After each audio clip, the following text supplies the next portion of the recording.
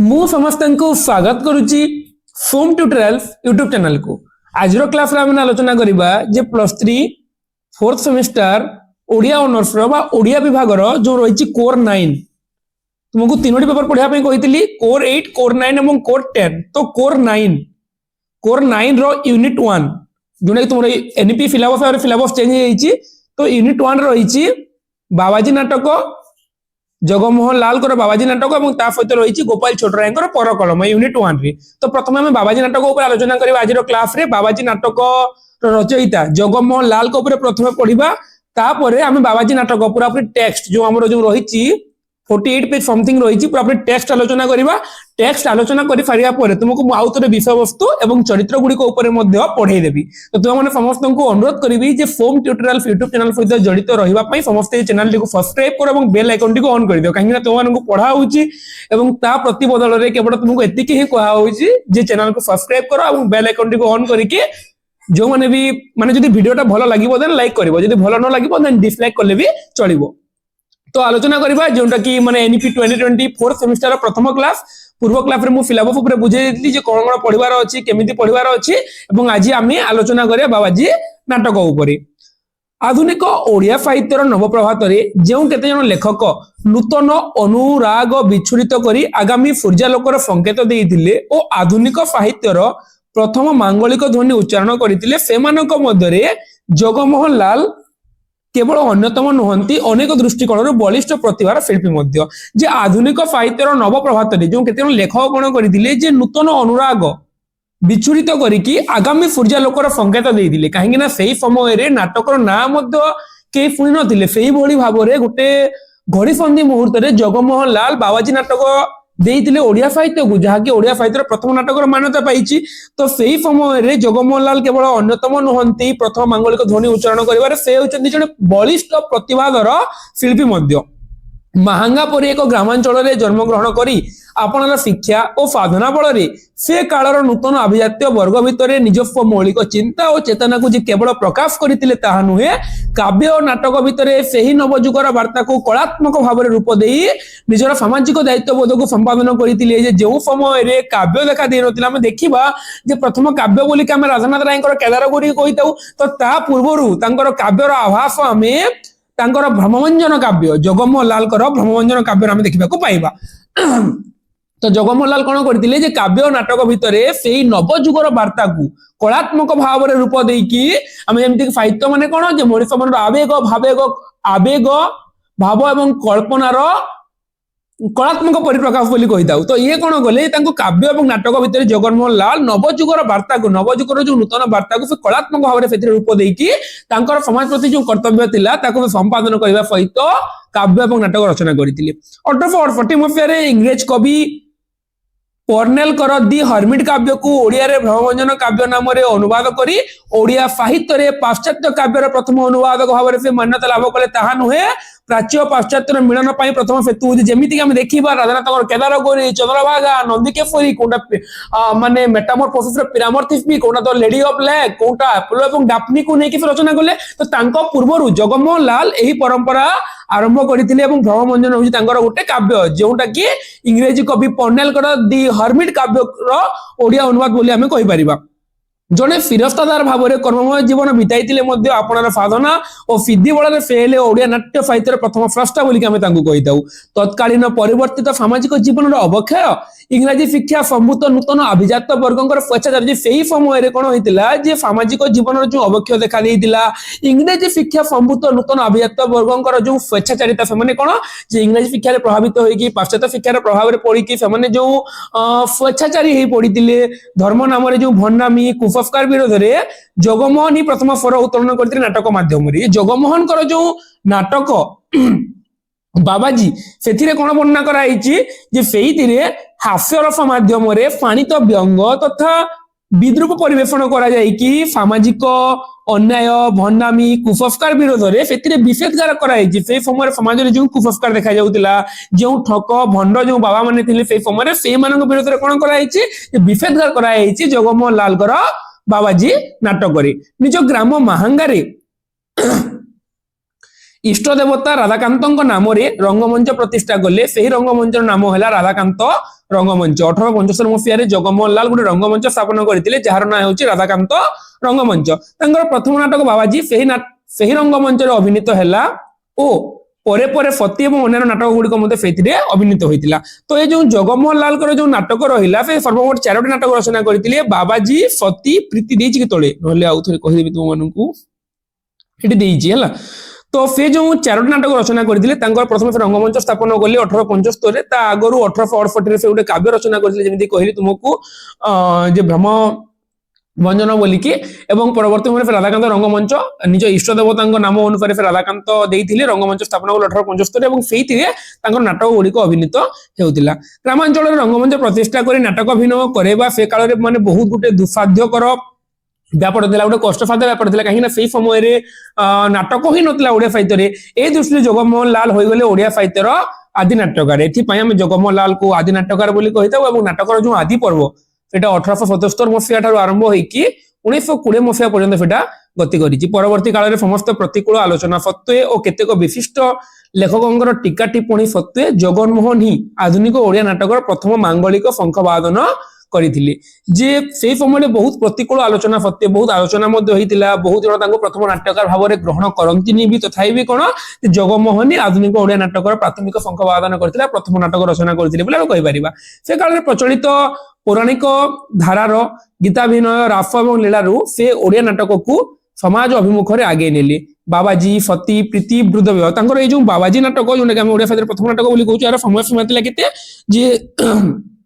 1877 मसीहा ओडिया साहित्य प्रथम नाटक बाबाजी 1877 मसीहा कहूँ मन रख ये राधाकांत रंगमंच अभिनीत होता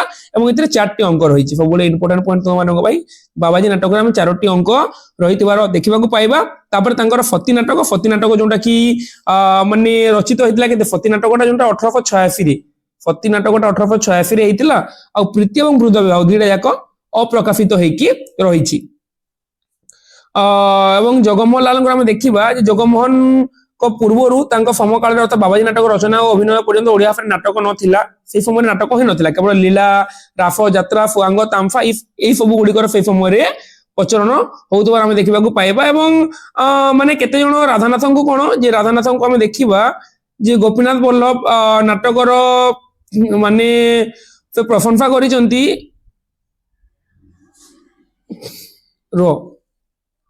जे रामशंकर राय कांची कावेरी को केते जगमोहन लाल को रामशंकर राय आसी कांची कावेरी को कई ओडिया प्रथम नाटक बोली कही जमीती कि ये कहते उत्कल भ्रमण फकीर सेनापति हे रामशंकर मोर मानुची मन को हो पार भाई तुम्बे गौरी पछकू ओडिया नाटक आ नोभेल लेखा नाटक आ नोभेल नाटक माने कांची कावेरी को प्रथम नाटक आ नोभेल माने जो सौदामिनी जोटा कि पत्रिकार प्रकाश पाइला उत्कल मधुपर प्रथम नोभेल बोली कही तो यही सब आलोचना सर्वसम्मति ग्रहण करागला कौन जो समय कि कई नाटक ना शुणी नथिले से समय उत्कल दीपिका कहला जगमोहन लाल बाबाजी हूँ गोटे कौन जे माने गोटे संपूर्ण नाटकर आख्या से पाइला तो एति मन रख या सहित तुमको माने जो जिते तुम लिख जिते जगमोहन लाल बाबाजी नाटक आलोचना कर तुमको से यही पॉइंट गुड़ाक तुमको जो पढ़ेली अरे रुह तुमको यही पॉइंट गुड़ाक लिखा से समय पढ़ो तुमको जहाँ जहाँ पढ़ेली बाबाजी जगमोहन लाल सब पॉइंट लिख सहित तुम 4टा नाटक ना जान बाबाजी सती प्रीति वृद्ध विवाह सहित भ्रमभंजन काव्य जोटा कि थॉमस पानेलकर द हर्मिट काव्यर एवं जगमोहन लाल आ गोटे पुस्तक रचना करते जार ना हूँ ओडिशा विजय बोलिकी ओडिशा विजय बोलिकी से गोटे पुस्तक रचना करते ओडिशा विजय बोलिकी जोटा कि माने जी टोएनविंकर a sketch of the history of Odisha part 1 भावानुवाद ए ओडिशा विजय मन रखिबो सहित भ्रमभंजन काव्य है भ्रमभंजन काव्य ओडिशा विजय गोटे पुस्तक और सहित 4टी नाटक तुमको बस एतिकी मन रखबार अछि जगमोहन लाल को ऊपर तो बाबाजी नाटक आलोचना करवा बाबाजी नाटक आलोचना करवा बाबाजी नाटक कुआडे गला बाबाजी नाटक आलोचना करे बाबाजी नाटक ओरिजिनल टेक्स्ट देखि पारुथबो बाबाजी नाटक पर तुमको जो देखा बाबाजी नाटक तुमको कहली मुझे 4टी अंक बोलिकी ये 4टी अंक विशिष्ट तो आम नाटक आलोचना कर माने नाटक स्टाइल आम आलोचना करबा बुझा कौन रही बोलिकी तुमको मुझे पुणी थे तार विषय वस्तु बुझेदेवी जमी तुमको कहली बाबाजी नाटक हास्य माध्यम फाणित व्यंग तथा निरीह विद्रूप परिवेषण कर सामाजिक अन्याय भंडामी कुसंस्कार सब विरोध विषेदगार कराई मैंने तुमको फास्ट कौन जे बाबाजी नाटक तुमको जगमोहन लाल जानवर तुम जानी जाइछ तापर आम नाटक उपरको आसीबा जे प्रथम अंक आरंभ होईची नाटक रे अंक गर्भांक दृश्य अंक भितर केतरा जगह दृश्य थाए केतरा जगह अंकर आउडी छोटो जोंडा के हम ताको गर्भांक बोली कि मते कहिताउ तो ये चारोटी अंक रहीची तो प्रथम अंक आरंभ होईची आउ बारंबार तुम अनुरोध करी पिला माने जे तुम यदि कोनोसी जिंस बुझी न हला बुझानो पडुची कमेंट करबो किंतु सर आपण स्लो पढौचंती आपण स्पीड पढौचंती ए जिंस को ने कि कमेंट करबोनी काहे कि ना देखो जे पढेला टाइम रे मु जेमिति पढाए सेटा तो चेंज करि परिबिनी तो तुम हाथ रे ऑप्शन अछि ना तुम यदि सतरे मो कथा को बुझी पारनो थांतो देन असुविधा तुम तो YouTube रे सेटिंग अछि तुमको यदि स्पीड लागुची 0.75 किंबा यदि फ्लो लागुची 0.15 सॉरी हां 0.15 कह देली हाँ 1.25 किंबा 0.75 तुम देखि पारिबो तो देखो प्रथम अंक ऊपर हम आलोचना करबा एटा आरंभ होईची बाबू फुवल पटनायक बैठक खानारू बाबू फुवल पटनायक निज बैठक खानार अछंती एवं से जगह को प्रवेश करिसंती बाबाजी जे कि एई बाबाजी नाटकर मुख्य चरित्र बाबाजी पसिले जय जयकार हो बाबू दंडवत महाराज प्रणाम बाबाजी मंगल हेउ ईश्वर सदा सुखी रखंतु बाबू बसिबा हेंतु एही चौकी रे बसंतु कुआडे आसीबा हेले महाराज बाबाजी आपन को ठाउ आफिली जेते बेले सुबल पटनायक अछंती तांको बैठक खाना रे सेई जगह रे बाबाजी प्रवेश करिसंती उभयंकर कथोपकथन चलीची एवं से समय रे बाबू पचारिसंती जे बाबू बाबू माने जगह सबले जहां बाबू लागिची बाबू माने सुबल पटनायक कथा कहूची बुझाइबो जे बाबू पचारिले बाबू सुबल पटनायक कोन पचारि जे कुआडे आफिले बाबाजी कहले आपण को ठाकु आफिली बाबू आपणकर मठ कोठारे बाबाजी आमर मठ नहीं बाबा घर छाड़िले मठ रुकी कार्य घर धंदा और मठ धंदा समान अटे केउ स्थान रे आसन कलु सेही आमर मठ आमे तो एक स्थान रे अनेक दिन रहुना देश भ्रमण रे थाऊ 2 दिन हला एठाकू आसी नदी कूल तोटारे आसन करिचु भोजन न मिलबारु आपण ठाकू आसिलु जेते बेले सुबल पटनायक पचारिसंती आपनकर मठ को जगह रे बाबाजी कहिसंती कि हमर कोनोसी निर्दिष्ट मठ नाही हम भिन्न भिन्न जगह भ्रमण करी कि भिन्न भिन्न जगह रे मागी कि हमें खाई जाऊ एवं भोजन न मिलबारु मु आपनक पाखकू आसीची बाबू कहिले 2 पैसा बढ़ाई देई कि नेबा हेंतु महाराज पैसा नियंतु बाबाजी कहिले पैसा हमें पैसा भिक्षा करूनु द्वार द्वार मागी पैसा द्वार द्वार पैसा मागी बुलिले सेइथिरे दिन जीव पूजा ध्यान भजन यह सब करिवो केते बेले पुणी पैसारू लोभ जन्मे साधु सन्थंकर पैसा कौड़ीरू की प्रयोजन भोजन मिलिले हेला जेबे आपणकर इच्छा हुए तेबे पूर्ण भोजन दियंतु नचेत आमे आउ केही दाता को देखिबा जे कहउजंती जे मु पैसा नेबिनी आमे माने साधु सन्त आमे भिन्न भिन्न जगह को बुली थाउ सेथिरे हमको खाद्य दरकार पड़े एई पैसा रो आमे कोन करिवु हम साधु सन्त को पैसा रो कोन काम जदि आपनकर इच्छा होउची हमको भोजन दियंतु नचेत आमे अन्य दाता को देखिबा नचेत आमे आपन जे देई न परिबे आमे अन्य जगह को जिवो किंतु पैसा रे हमर किछि पैसा सहित किछि संपर्क नाही सेथि पई हमर तादृश्य चिंता नाही ईश्वरक कृपारु जे आपण यदि खाइबा देई भी न परिबे सेथि पई हमर चिंता नाही ईश्वरक कृपारु कोनोसी रूप रे हमको खाद्य मिलि जाय बाबू अच्छा महाराज जत किंचित भोजन देबू आपण को न देबू तो आउ कहा को देबू आपण को तुल्य धीर और ज्ञानी साधु आमे देखि नाहु बाबू सुबल पटनायक कहिसंती जे आपण को ही तो आमे देबू आपण को भलिया महान साधु को आमे देखि नाहु जे कि पैसा देले मध्ये मना करूचंती आपण को न देले आउ कहा को खाइबा देबू बाबाजी नाही बाबा आमे की साधु हमर की ज्ञान कीटस्य कीटायति आमे साधु नामर योग्य नहु जे हमको आपण साधु बोली कहउजंती नाही आमे साधु नामर योग्य नहु आमे की साधु आम ठारो आहुरी महान साधु माने अछंती बाबू हां आपण तो एपरी कहिबे आमे तो देखि नाहु इरे रामा रामा बोली बाबू डाकी छंती बाबाजी एवं बाबूंको भितरे कथावार्ता चलीची बाबू सुबल पटनायक भितरे बाबू सुबल पटनायक बैठक खाना को बाबाजी जाइछंती एवं से समय बाबाजी खाद्य मागुछंती ए समय बाबू रामा को डाकिछंती रामा भितर कहिची आज्ञा भितरे ताई तापर रामा प्रवेश करिची बाबू इरे बाबाजी को पाई गोटिए सीधा सजाड़ी आनो रामा प्रस्थान करजी बाबू कहले रामा को जे रामा आफे घर चाकर बोधे तो रामा को कहले कि बाबू को पाई गोटे सीधा सजाड़ी आनो सीधा माने ए जगह रे कुहा जायछि कि जे खाद्य पेय सब जो माने रोसे करिया पाई माने सामग्री सब सीधा माने ए जगह रे सब सामग्री निजे रोसे करके बाबाजी खाइबे तो बाबू महाराज बाबू कोन कहिजंती कहले प्रथमे रामा को सीधा आनिया पाई बा सब सजाड़ी के आनिया बाबू को पाई तापरे बाबू माने बाबाजी तापर बाबू कहले महाराज बाबू क्या महाराज बोली कहते बाबाजी को तमाखु खातु चिलम बढ़ाई नेबा हूँ गंजा चाही चिलम आ गंजेई ताको बढ़े देइछंती चिलम नियंतु बोली कि बाबू फुगल पट्टनायक क्या बाबाजी को बाबाजी आमे तो तमाखु खाऊ ना बाबा गंजा कौन हेब चिलम रखंतु गंजा भांग आदि आमर किछि हुए नाही भोजन न कले जीवन न रहिबो एथिपाई भोजन आवश्यक जे भोजन कले जाई जीवन रहिबो नहले जीवन रहिबोनी नहले आमे भिन्न भिन्न स्थान भ्रमण करू किंतु आमे एई मद्यपान एई गंजे ए जिनिस किछि टाणु नाहु निफा पानी रो की कार्य सेथिरे मतिगति ठीक रहे नाही आमे बाबाजी आमे फंथ लोक आमे सेई निफा कार्य करू नाहु बाबू तापरे कहिसंती से मतिगति ठीक रहे माने मतिगति माने कौन किसी जिनिस ठीक रही निर्दिष्ट ध्यान माने गोटे जिनिस लक्ष्य निर्दिष्ट करि पारिबोनी तो बाबू कहिले मतिगति ठीक रहे ना तेबे किपरि बैरागी माने निफा खाती जदि तांकर मतिगति ठीक न रहे देन से माने केमिति आपु खाती केमिति माने गंजेई पियंती केमाने निफा खाती आहुरी गोटे वचन अछि जोगी खावे जोग ध्यान धरे हरि के नाम उच्चारण को माने एई जगह रे जोगी जेतले ध्यान करबे से ताको निफा सरकार बोली कहै जायछि तो बाबाजी हाँ एपरी कथा अच्छी किंतु ताहा निफाखोर को कथा शास्त्र वचन नुहे शास्त्र वचन नुहे जी से जिनिस कहूँ निफा खाइले जाए ध्यान करहब बोली कि सेटा कहा कथा सेटा निफाखोर को कथा शास्त्र वचन नुहे निफा बड़ मंद ताहा स्पर्श कर नुहे जे मु बाबाजी रूप में कहूँ निफा गुटे मंद जिनिस निफा एक मंद चीज ताकू स्पर्श कर नुहे ए जगह बहुत जगह में बंगाली व्यवहार बंगाली बाक्य गुड़िकर व्यवहार मत देखा पाइबा तापर बाबू ना ना महाराज निफा एपरी मंद नुहे से गुण दुर्गुण दुहे अच्छी अधिक खाइबा को अवश्य दोष केबे केबे अल्प खाइले किछि दोष नहीं बरं भल हुए बाबाजी एतले मना करछन्ती निफा उपरे बाबू सुबल पट्टनायक बुझौछन्ती जे निफा सेते मंद नुहे आपण जेमिति कहउछन्ती सेथिरे गुण भी अछि दुर्गुण भी अछि अधिक खाइले दुर्गुण कम खाइले सेटा भल मन मग्न हो रहे जेते बड़ शोक संताप थाऊ सबू भूली जाए निफारे बड़ मौज निफारे बड़ मौज जेते शोक थिले जेते चिंता थिले सेथिरे सबू भूली जाए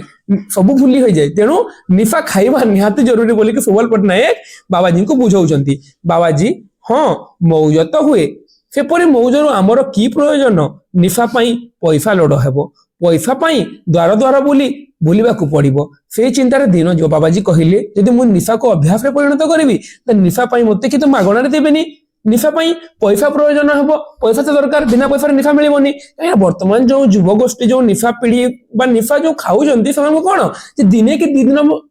अंततः कई निफा देदेव मद्यपान करने कि 3 नंबर दिन देवनी निजको अर्थ सरंजाम करने पड़ो तो बाबाजी कहते निफा पाई अर्थ दरकार अर्थ पाई द्वार द्वार बुलवा पड़ो भगवान को आम चिंतबू केते आम कम हूँ भगवान को चिंतबार केवल जीवन बंचो बोलिकी आम घर द्वार बोलिकी खाइबा मागुचु नहले सेतिकी मध्य करंतु नाहु बड़ लोक माने मौज खोजंती किंतु निफारे आगे मजा पछकू बड़ बेमजा माने आग को मजा पछकू निफारे सजा बोली कहते सार मजा ईश्वर चिंतारी तेबे रोग पाई औषध स्थित मादक द्रव्य व्यवहार करिवार तादृश्य दोष होई न पारे से कहते रोग पाई औषध स्थित मादक द्रव्य जे सब मादक द्रव्य किंतु रोग पाई जो मादक द्रव्य औषध आकार व्यवहार करा जाए सेटा दोष नुहे बाकी सब दोष बोली कह जाइछि तापरे रामा सीधा घेनी जे माने बाबाजी सीधा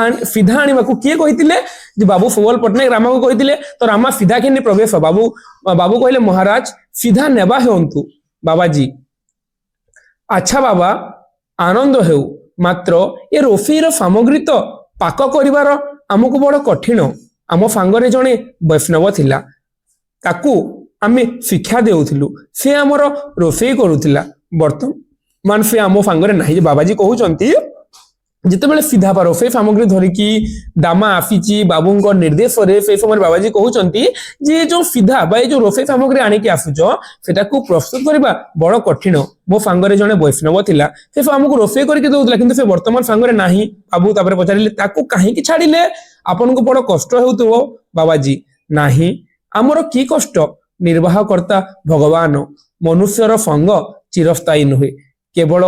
धर्म ही चिरकालर संगी ଆପଣ ଏ ସିଧାକୁ ରଖନ୍ତୁ, ଠାକୁରଙ୍କ ପ୍ରସାଦ ମୁଠିଏ ହେଲେ ଭୋଜନ କରିବୁ। ବାବାଜୀ କହିଲେ ଯେ ମୋର ଏ ସିଧାର କୌଣସି ପ୍ରୟୋଜନ ନାହିଁ ବାବୁ, ଆପଣ ଏ ସିଧାକୁ ରଖନ୍ତୁ, କେବଳ ମୋତେ ପ୍ରସାଦ ମୁଠିଏ ଦିଅନ୍ତୁ। ମୁଁ ଏତେ ସରଞ୍ଜାମ ବୁଝେ ନାହିଁ, ଏତେ ମୁଁ ଜାଣେ ନାହିଁ, ମୋତେ କେବଳ ଖାଇବା ଟିକେ ଦିଅନ୍ତୁ। ବାବାଜୀଙ୍କର ଉଦ୍ଦେଶ୍ୟ ଥିଲା ତାଙ୍କୁ ନା ପଇସା ଲୋଡ଼ା, ନା ଟଙ୍କା ଲୋଡ଼ା, ନା କିଛି କୌଣସି ଜିନିଷ ଦରକାର, ତାଙ୍କୁ କେବଳ ଖାଇବା ଟିକେ ହେଲେ, ପେଟର ଭୋକ ମରିଲେ ସେ ପୁଣି ଈଶ୍ୱରଙ୍କ ନାମ ପ୍ରାର୍ଥନା କରିବେ। ତାପରେ ବାବୁ ମହାରାଜ ବିସ୍ମୟର ସହିତ, ମହାରାଜ ପ୍ରସାଦ ସମସ୍ତେ ସେବା କଲେଣି, ଆପଣଙ୍କ ସକାଶେ ଆଉ ରୋଷେଇ ହେଲେ ହବ। ଏ ସିଧା ପୂଜାରୀକୁ ଦେଇ ରୋଷେଇ କରିବା ପାଇଁ କହିଦେ। ଯେ ବାବୁ କହିଲେ ଯେ ଯେଉଁ ପ୍ରସାଦ ବନା ହେଇଥିଲା ସେଇଟା ସବୁ ଆମେ ଖାଇସାରିଲୁଣି। ଆଉ ରାମାକୁ କହିଛନ୍ତି ଏ ରାମା, ଯେଉଁ ପୂଜାରୀ ଅଛି ଏ ସିଧା ବା ଏ ରୋଷେଇ ସାମଗ୍ରୀ ପୂଜାରୀକୁ ଦେଇକି ବାବାଜୀଙ୍କ ପାଇଁ ରୋଷେଇ କରିବା ପାଇଁ କହିଦେ। ରାମା କହିଲା ସେ ତ ଶୋଇବାକୁ ଯାଉଛି, ମୁଁ କହିଲା ମାତ୍ରକେ ଡେଇଁବ, ମୋ ଉପରକୁ କାମୁଡ଼ିବ। ଯେତେବେଳେ ବାବୁ କହିଲେ ରାମାକୁ ଯେ ପୂଜାରୀକୁ ଯାଇକି କହ ଯେ ସେ ବାବାଜୀ ପାଇଁ ରୋଷେଇ କରିବ ବୋଲିକି, ସେତେବେଳେ ରାମା କହିଛି ସେ ତ ଶୋଇବାକୁ ଯାଉଛି, ମୁଁ କହିଲା ମାତ୍ର ଡେଇଁବ, ମୋ ଉପରକୁ କାମୁଡ଼ି ହେବ ବୋଲି କହିଲା। ତ ବାବୁ କହିଲେ ଆଚ୍ଛା ରହ, ମୁଁ ତାକୁ ଡାକି କହିଦେଉଛି। ପୂଜାରୀ ବୋଲିକି ବାବୁ ଡାକିଲେ। ଆନନ୍ଦ ପଣ୍ଡା, ପୂଜାରୀର ନାଁ ହଉଛି ପିଲାମାନେ ଆନନ୍ଦ ପଣ୍ଡା ବୋଲିକି। ଆନନ୍ଦ ପୂଜାରୀର ବା ଆନନ୍ଦ ପଣ୍ଡା ପୂଜାରୀ ମାନେ ଯେଉଁ ବ୍ରାହ୍ମଣ ଲୋକ ଯେଉଁ ଥିଲା ସେ ଜାଗାରେ ପୂଜାରୀ ଥିଲା, ଯିଏକି ରୋଷେଇ ବାସ ମଧ୍ୟ କରୁଥିଲା। ତ ସେ ପୂଜାରୀର କଥା କୁହାଯାଇଛି। ପୂଜାରୀ ପ୍ରବେଶ, ବାବୁ ପୂଜାରୀ ଏଇ ସିଧା ନେଇ ଠାକୁର ଆଡେ ରୋଷେଇ କର, ମହାରାଜ ଭୋଜନ କରିବେ ବା ବାବାଜୀ ଭୋଜନ କରିବେ, ଚଞ୍ଚଳ କରିବ। ପୂଜାରୀ ସେ ସିଧା ଘେନିକି ପ୍ରବେଶ ହେଲା। ବାବୁ ମହାରାଜ ରୋଷେଇ ହେଉ କିଞ୍ଚିତ ବିଳମ୍ବ ହେବ, ଏଥିମଧ୍ୟରେ ଭଜନ କରନ୍ତୁ, ଆମର କର୍ଣ୍ଣ ପବିତ୍ର ହେଉ। ବାବୁ କହିଲେ କି ହେ ବାବାଜୀ ତୁମେ ତ ଆସିଛ, ମୁଁ କହିଦେଇଛି ପୂଜାରୀ ଆନନ୍ଦ ପଣ୍ଡାଙ୍କୁ ସେ ଆପଣଙ୍କ ପାଇଁ ଭୋଜନ ପ୍ରସ୍ତୁତ କରିବ, ଆପଣ ସେତେ ସମୟ ଯାଇ ଭଜନ କରନ୍ତୁ, ଆମ୍ଭର କର୍ଣ୍ଣ ପବିତ୍ର ହେବ ବୋଲିକି କହିଲେ। ତାପରେ ବାବାଜୀ ଆଚ୍ଛା ବାବା ଭଜନ କଲେ। ମୋର ଦୀନବନ୍ଧୁ ଦୟାଳ ଅନ୍ୟ ନାହିଁ କେହି, ଅଖିଳ ଅନିତ୍ୟ ନାଶଶୀଳ ଅବିନାଶୀ ସେହି, ଜଗତ ପିତା ଜଗତ ମାତା ଭଗତ ଭାବ ଗ୍ରାହୀ, କରନ୍ତି ତ୍ରାଣ ପତିତ ପ୍ରାଣେ ଭଜେ ତାଙ୍କୁ ଯେହି। ଯେ ଏ ଜାଗାରେ ସେ କହିଛନ୍ତି ମୋର ଦୀନବନ୍ଧୁ ଦୟାଳ ଅନ୍ୟ କେହି ନାହିଁ, ଅଖିଳ ଅନିତ୍ୟ ନାଶଶୀଳ ଅବିନାଶୀ ସେହି, ଯେ ମୋର ଦୀନବନ୍ଧୁ ଦୟାଳ ଅନ୍ୟ କେହି ନାହିଁ, ଜଗତ ପିତା ଜଗତ ମାତା ଭଗତ ଭାବଗ୍ରାହୀ, ଯେ ସେ ଭଗତର ଭାବଗ୍ରାହୀ, ସେ ହଉଛି ଜଗତର ପିତା ଜଗତର ମାତା। କରନ୍ତି ତ୍ରାଣ ପତିତ ପ୍ରାଣ ଭଜେ ତାଙ୍କୁ ଯେହି, ଯେ ସେ ତାଙ୍କୁ ଯେ ଭଜନ କରିବ ତାକୁ ସେ ବା କରନ୍ତି ତ୍ରାଣ ପତିତ ପ୍ରାଣ, ଯେ ପତିତର ପ୍ରାଣକୁ ସେ ତ୍ରାହି ବା ମୁକ୍ତି ଦିଅନ୍ତି, ତାଙ୍କୁ ଯେ ଭଜନ କରେ ବୋଲିକି ଏ ଜାଗାରେ ବାବାଜୀ ଗାଉଛନ୍ତି। ବାବୁ ଆହା ଆପଣ ତ ଉତ୍ତମ ଭଜନ କରନ୍ତି,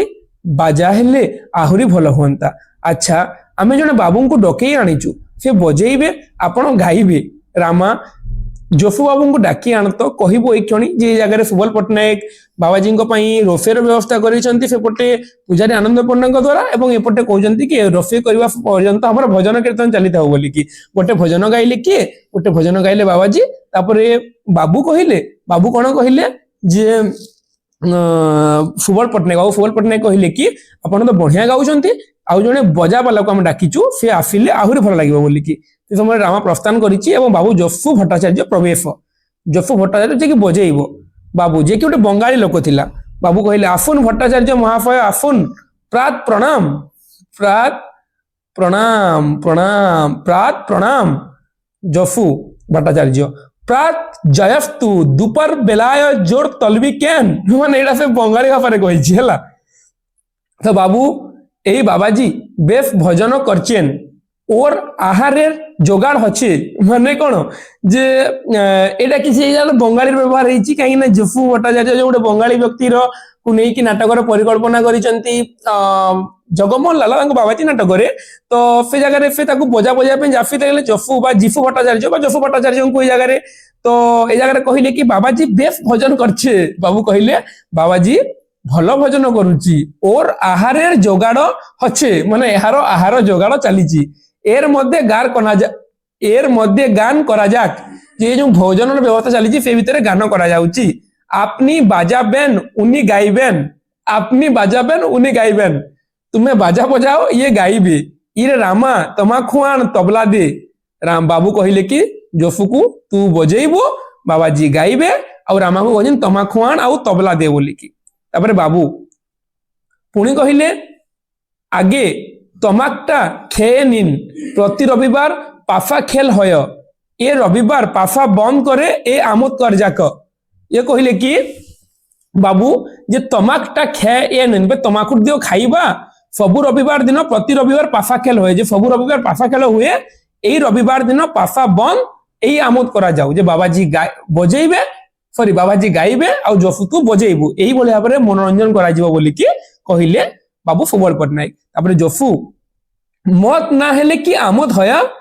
কোন তমাকু তমাকু কা করত মত না হলে তো কা আমোদ হয়, মদ নহলে কি আমোদ আছে, কাল আমোদের খুব হয়েছিল, আপনি ছিলেন কোথায়, কাল আমোদের খুব হয়েছিল মানে কালি বহুত আমোদ হয়েছি, শনিবারের রাতটা বৃথায় কাটালেন মানে শনিবার রাতের দিন বহুত আনন্দ হয়েছি বলি কি, মত না হলে কা আমোদ হয়, মাতা তা না না এমতি কইছি জফু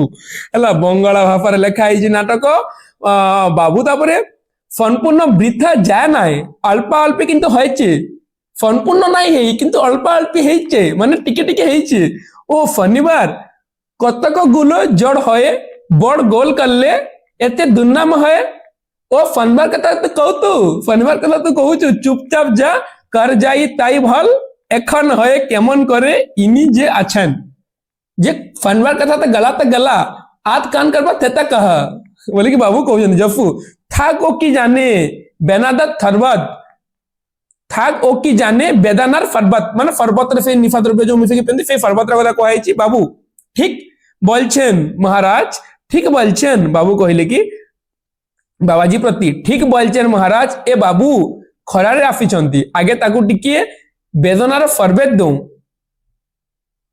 মানে এই জায়গায় সে ফরবত মানে কোন নিশা দ্রব্যের কথা কহাইছি বোধে, তো সেতেলে থাক ও কি জানে বেদানার ফরবত মানে মতে ফরবত দিও বলি কি সে জায়গায় মু থকিকি আসিছি বলি কইছন্তি। বাবু কহিলে ঠিক বলছেন মহারাজ, এ বাবু খরারে আসিছন্তি,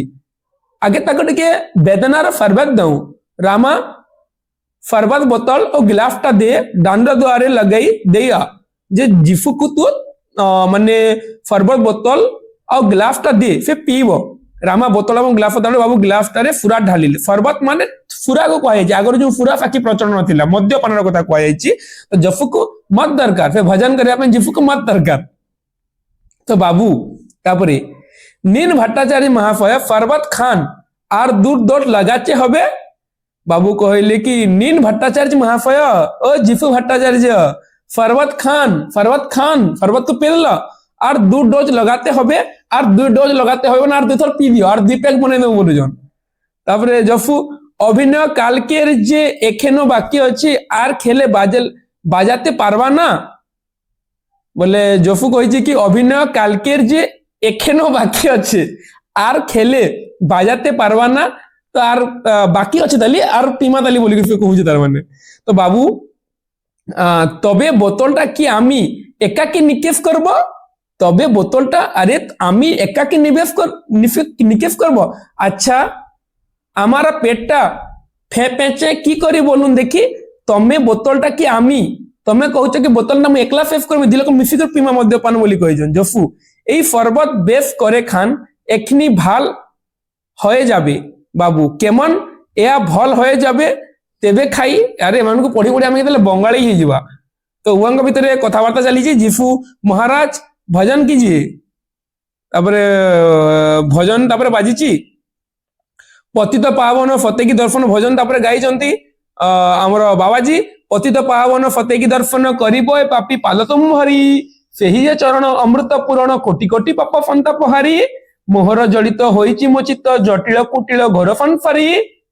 ମୋହରେ ଜଡ଼ିତ ହୋଇଛି ମୋ ଚିତ୍ତ ଜଟିଳ କୁଟିଳ ଘୋର ସଂସାରୀ, ଉପାୟ ନାହିଁ ମୋ ତୁମରି ବ୍ୟତୀତ ରଖ ଏ ଅଧମ ଉପକାରକାରୀ, ଯେ ଇଚ୍ଛା ଫେଦଣ୍ଡ ପାଏ ପାପ ଖଣ୍ଡ କର ମତେ ତବ ସେବନକାରୀ, କରିଣ କରୁଣ ଏତିକି କାମନା ପୂର୍ଣ୍ଣ କର ଶୁଣ ମୋ ଗୁହାରୀ। ଏ ଜାଗାରେ ଯେତେବେଳେ ଗାଇଛନ୍ତି ବାବାଜୀ, ବାବୁ ନାଚି ମୁଡଉଛନ୍ତି, ନଷ୍ଟ ବାବୁ ଡ୍ୟାନ୍ସ କରୁଛନ୍ତି, ମଦ ପିଇ ଯେମିତି ନିଶା ଲାଗିଛି ନାଚୁଛନ୍ତି, ଯିଫୁ ଭଟ୍ଟାଚାର୍ଯ୍ୟ ବଜେଇছে, ଯିଫୁ ମାତାଲ ଆଉ ଇଏ ବି 2 ଜଣ, ବାବାଜୀ ପିଇ ନାହାନ୍ତି କିନ୍ତୁ 2 ଜଣ ପିଇକି ନାଚୁଛନ୍ତି ନନଷ୍ଟପ। ତାପରେ ଜିତୁ ଜିତୁ କହିଲେ ଜଫୁ, ଏମାନେ ପିଇ ଦେଇଛନ୍ତି ନିଶା ମତେ ଲାଗିଯାଇଛି, জফুকু জিতু কহি দଉଛି, জফু কହୁଛି একটু ভাল করে নাচুন না আমি গদ বজাই। বাবু ହଁ ବାବା ନାଚୁଚି ରଫ ବାବା ବାଇ ଫେଜେନି। ତ ଏମିତି ଗାଉଛନ୍ତି ଦି ଜଣ ମତ ପିଇକି ନାଚୁଛନ୍ତି ଆଉ। ତାପରେ ବାବାଜୀ ମୁହର କଥା ମୁହଁରେ ଅଛି ଦେଖୁ କଣ ହେଲା କି ଦୁଃଖର ବିଷୟ ଟିକେଟ हो नाचुचंती तापरे एकटू भल करे नाचुन ना आम्ही गत बजाए आम्ही भल पे बजाए तुम भल पे नाच बोली कही तो बाबू हाँ बाबा नाचुची रफ बाबा तो बाबू नाची नाची कौन कही चित्कार करके मत पी की निफा ही ताके और फिर तले गड़ी पड़ी भूई रे गड़गड़ी पड़ी मत को पी पी तो बाबाजी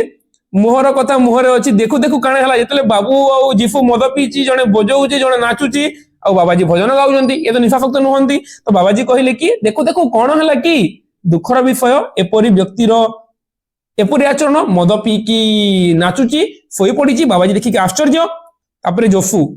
महाराज बाबू घुमा गया हम जाता है आप भोजन को जाओ पुजेरी को बोल देते हैं पुजेरी पुजेरी ये जोफू कौन ना बंगाली लोकटा बंगाली कही आम ओडिया लोक भी ये बंगाली फिके देलानी से समय आम देखा जिते बड़े रचना होता 1877 मसीह अभिनीत होता माने ता माने निश्चित भाव में एटा 2-3 वर्ष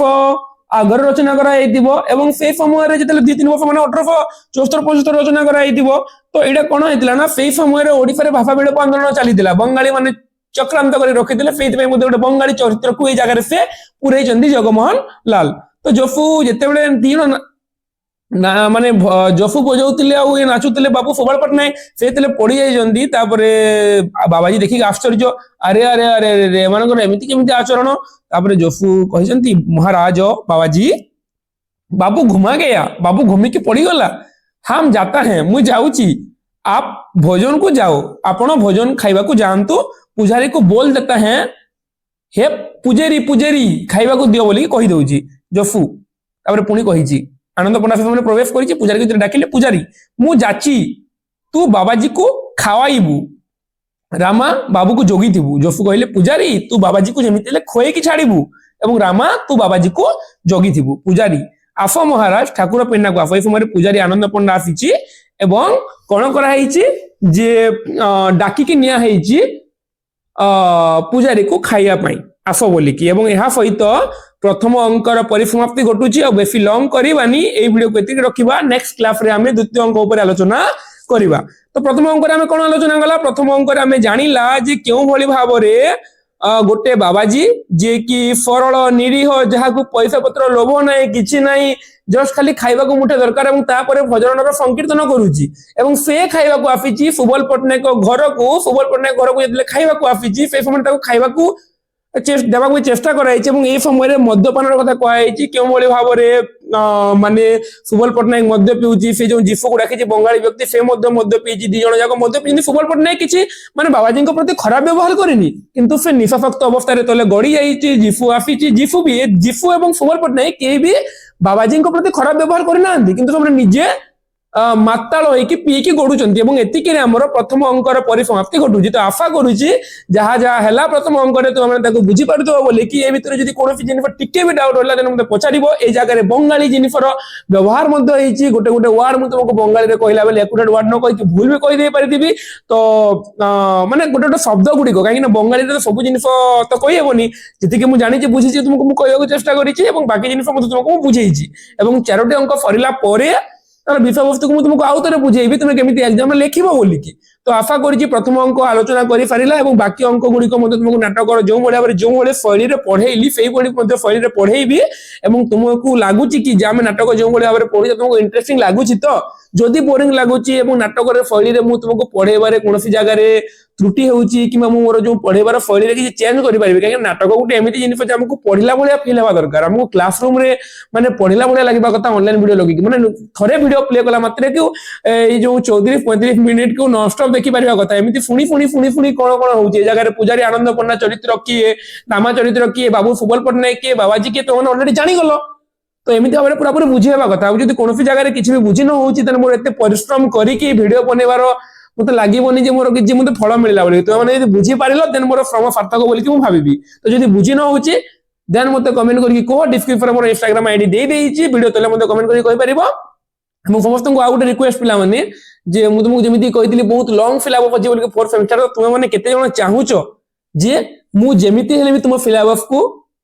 କମ୍ପ୍ଲିଟ करे बोली कि तुम यदि प्रकृत में चाहूच जे सिलेबस को कंप्लीट करिया बोली कि देन वीडियो तले कमेंट करबा को भूलिबो नाही सिलेबस को कंप्लीट करबा कि तुम यदि प्रकृत में चाहूच जे सिलेबस को कंप्लीट करले ठीक हेबो तुम मानक पई माने किछि लाभदायक हबो बोली कि तो निश्चित भाव में कमेंट माध्यम रे तुमने जणै परिबो तापर मु जानिबि जे केते जण इंटरेस्टेड अछो क्लास पई केते जण नेक्स्ट पार्ट को अपेक्षा करिक रहिचो निश्चित भाव में मते कमेंट माध्यम रे जणैबो पुनी जदी ठीक ठाक कमेंट आसे देन नेक्स्ट पार्ट को हमें बहुत जल्दी आलोचना करबा आ जदी ठीक ठाक कमेंट न आसे देन जेते लेटर कमेंट आसे सेते लेटर आलोचना हमें करबा तो वीडियो को सबसे देखि देबार समस्त को हृदय धन्यवाद जय जगन्नाथ जय मां सबले पुनी देखाबा हमें आगामी वीडियो रे।